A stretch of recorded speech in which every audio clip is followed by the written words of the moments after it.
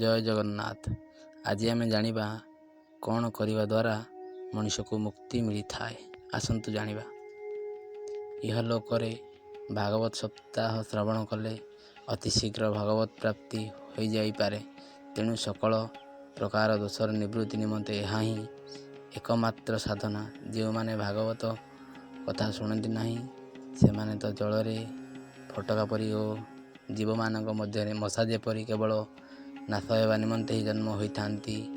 ଯେଉଁ ଭାଗବତ ଶ୍ରବଣ ପ୍ରଭାବରେ ମନୁଷ୍ୟର ହୃଦୟରେ ପଡ଼ିଥିବା ଗଣ୍ଠି ଖୋଲି ଯାଇଥାଏ ଓ ତାହାର ସମସ୍ତ ସଂଶୟ ତୁଟିଯାଏ ଏବଂ ସକଳ କର୍ମ କ୍ଷୀଣ ହୋଇଯାଏ। ଏହି ଭାଗବତ କଥା ରୂପକ ତୀର୍ଥ ସଂସାର କଳମସ ଧୋଇ ଦେବାର ଅତ୍ୟନ୍ତ ଦକ୍ଷ। ବିଦ୍ୱାନମାନେ କହନ୍ତି, ଭାଗବତ କଥା ଯେତେବେଳେ ହୃଦୟରେ ସ୍ଥାନ ପାଇଯାଏ ସେତେବେଳେ ମନୁଷ୍ୟର ମୁକ୍ତି ହୋଇଯିବା ନିଶ୍ଚୟ ବୋଲି ଭାବିବାକୁ ହେବ।